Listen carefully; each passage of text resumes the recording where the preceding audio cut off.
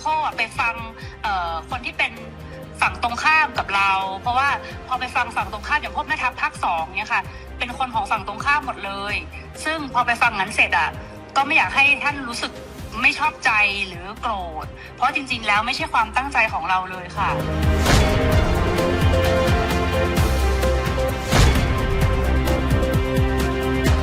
เพราะตอนนี้ทางนั้นเขาอยากจะดูเท่เขาก็จะพูดอะไรออกมาที่มัน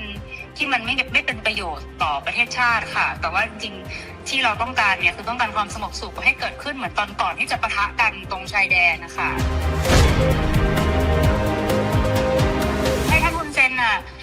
เห็นใจหลานหน่อยเพราะว่าตอนนี้คนในประเทศไทยเขาไล่เราไปเป็นนายกที่เขมรหมดแล้ว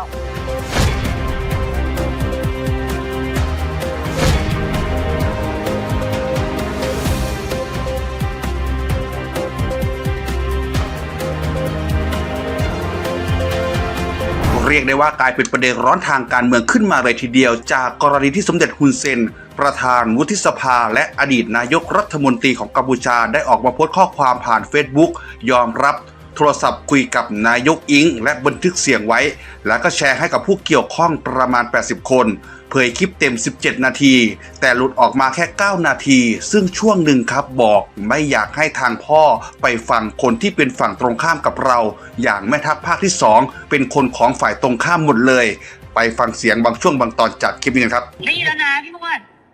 โคตรโจรมานะบานลือปกบัตรโจรปกโจรปกบัตรลือเลยบานปกบัตรบานปกบัตรเนี่ยถามว่า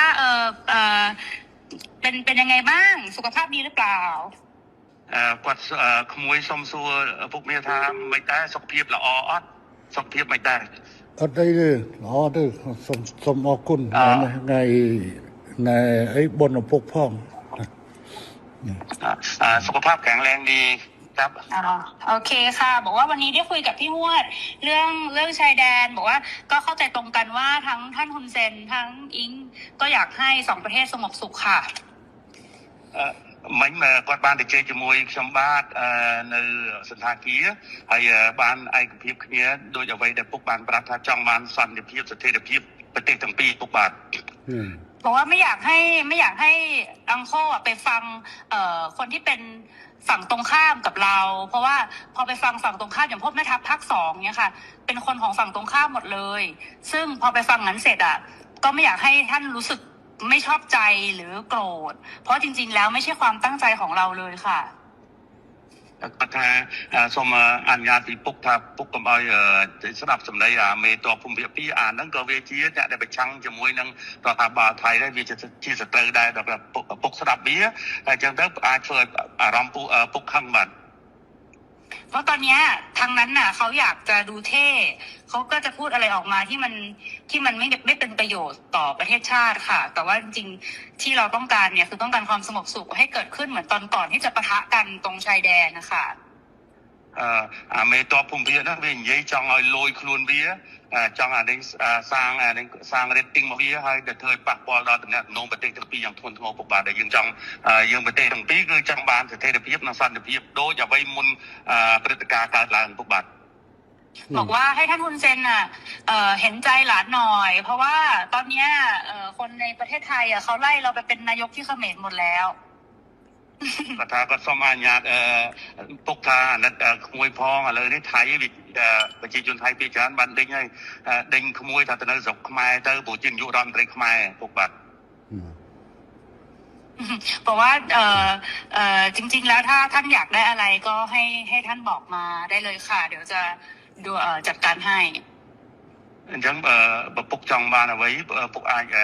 មានប្រសាសន៍ទៅគាត់នឹងរៀបចំធ្វើការងារនឹងបន្តជូនពុកតែម្ដង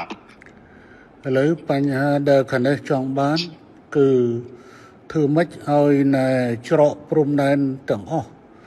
ត្រូវបើកឡើងវិញជាប្រក្រតីអាហ្នឹងគឺថាការចង់បានខាងនេះគឺតែប៉ុណ្ណឹងនឹងជំហានទី1ขั้นตอนที่1อยากให้ชายแดนเปิดปกติเหมือนก่อนเกิดเหตุครับโอเคค่ะตรงกันព្រោះបញ្ហាហ្នឹងដូចគ្នាយល់ដូចគ្នាបញ្ហានេះគឺខាងកម្ពុជាជាអ្នកដើរក្រោយទេតើតែខាងថៃ បិទដែងដកយកបំរាមដែងបិទព្រំដែនបិទច្រកព្រំដែននេះចេញជាមុនបានកម្ពុជាចាប់ផ្ដើមអនុវត្តតាមក្រោយจริงๆเหตุการณ์เรื่องปิดชายแดนเนี่ยฝ่ายไทยเป็นคนเริ่มก่อนฉะนั้นถ้าฝ่ายไทยเนี่ยถอนคำสั่งกัมพูชาก็ตามเลยเปิดปกติហើយរឿងនេះគឺកម្ពុជាមិនអាចធ្វើឲ្យមុនបានទេដោយសារកម្ពុជាបានខកចិត្តម្ដងហើយដោយសារកែសម្រួលកម្លាំងនៅមុំ3ប៉ុន្តែហើយថាឲ្យមានប្រកក្តីនៅតាមព្រំដែនប៉ុន្តែទីចុងបំផុតបែរជាខាងយោធាថៃនៅតែផ្កើននៅបន្តស្ថានភាពបិទទល់ដែនបិទច្រកដដែលเพราะว่าเราก็มีความผิดหวังเรื่องหนึ่งแล้วที่การมีปัญหากันที่ชองบกเราก็พยายามตามที่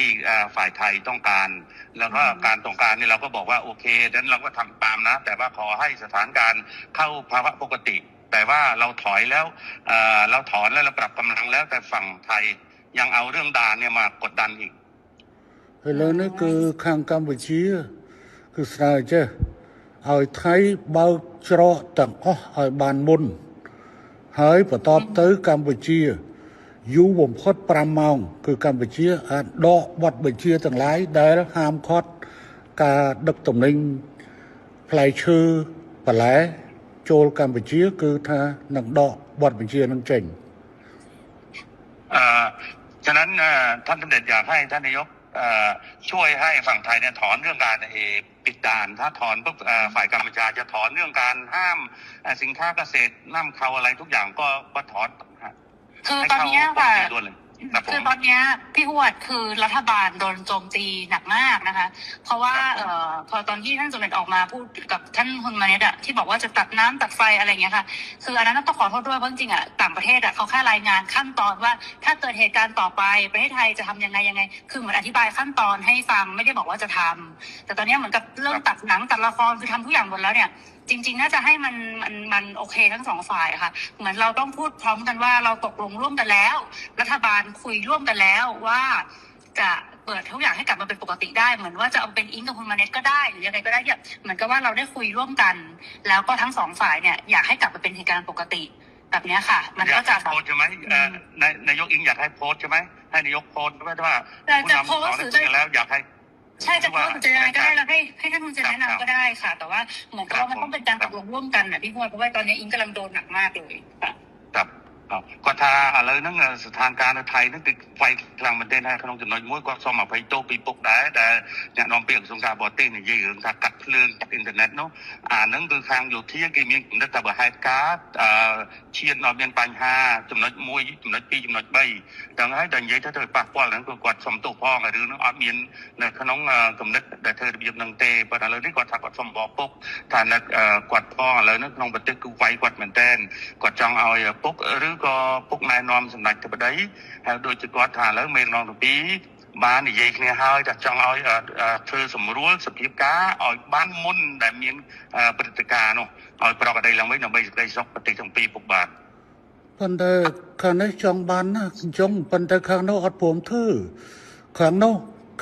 អ្នកខាងនេះមិនមែនអ្នកបិទទល់ដែនទេខាងថៃអ្នកបិទទល់ដែនហេតុអីបានខាងនោះមិនព្រមបើកហើយ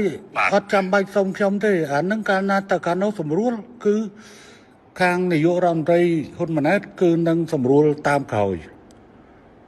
ถูกป่ะจริงๆเนี่ยท่านเนี่ยเป็นคนที่อยากได้เรื่องเสถียรภาพมากท่านนายกแต่ว่าทหารนี่มันมาปิดด่านก่อนอะไรก่อนนะมันเริ่มต้นก่อนกดดันก่อนฉะนั้นต้องเปลี่ยนทหารพร้อมไหมในการเปิดด่าน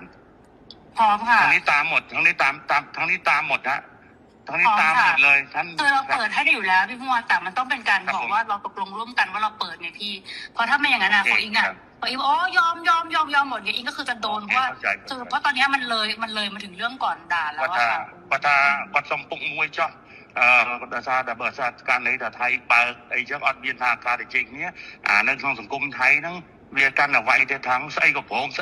ខ្មែរដោយអ្វីក៏វិជ័យក៏ថ្ងៃក៏ចង់តែមានថាឥឡូវមេហ្នឹងចាប់ផ្ដើមយល់គ្នាហើយនិយាយគ្នាហើយបើហើយក្នុងនោះដែរពុកពេលដែលខ្ញុំនៅមួយរដ្ឋមន្ត្រីកម្ពុជាដោយសារពុកឯកភាពមួយអ៊ីងគាត់ថាគាត់ចង់ទួយរដ្ឋមន្ត្រីថាទៅចែកថាជើងគោកទៅចែកទៅបន្តិចទៅហើយប្រកបដីបដ អ្វីដែលដំភូមិថាតិចខ្ញុំ អត់ទេខាងនេះអត់ចរចាទេខាងនោះអ្នកផ្ដើមខាងនោះអ្នកបង្កើតបញ្ហាហើយមកឲ្យចង់លើកចង់មុខលើកមាត់ខ្លួនឯងហើយដើម្បីឲ្យតម្លាក់ឲ្យខាងនេះអត់បានទេអត់ចរចាទេរឿងហ្នឹងគឺខាងនោះត្រូវធ្វើមុនតែម្ដងគឺខាងនេះអត់ចរចាទេប៉ុន្តែខាងនេះសន្យាថាខាងនោះអនុវត្តដកបទបញ្ជាក្នុងការបិទទល់ដែនហើយគឺខាងនេះយ៉ាងយូរ5ម៉ោងក្រោយខ្ញុំធានាកាត់ក្បាលខ្ញុំក៏អត់ចោលណាបាទពុកបាទอย่างนี้นายกท่านนายกเองว่าท่านเนี่ยไม่อยากมีว่าการเจรจาเรื่องปิดด่านเพราะว่าไอ้ปิดด่านว่าทหารมันเริ่มก่อนทางที่มาหลอกเราให้เราเนี่ยปรับกำลังแล้วบอกว่าสถานการณ์ต้องเข้าปกติพวกตอนที่ปรับกำลังนี่ช่องบกเนี่ยคุยกันเรียบร้อยบอกว่าถ้าปรับตรงนี้เสร็จเรียบร้อยนะทุกอย่างทุกจบทหารล่าสุดครับเกี่ยวกับเรื่องนี้ครับทางด้านนายปานเทพพัวพงษ์พันธ์ประธานมูลนิธิยามเฝ้าแผ่นดินก็ได้ออกมาโพสต์เฟซบุ๊กโดยระบุว่านายกรัฐมนตรีควรแถลงคลิปหลุดเสียงการสนทนาของนายกไทยกับฮุนเซนว่าแม่ทัพภาคที่2เป็นฝ่ายตรงข้ามและพร้อมจะเปิดด่านโดยการแถลง2ชาติจริงหรือไม่และเหตุผลคืออะไรมาร่วมสนับสนุนท็อปนิวส์นำเสนอความจริงได้แล้ววันนี้เพียงกดปุ่ม Super Thanks แล้วเลือกจำนวนเงินตามที่ต้องการได้เลยครับขอบคุณครับ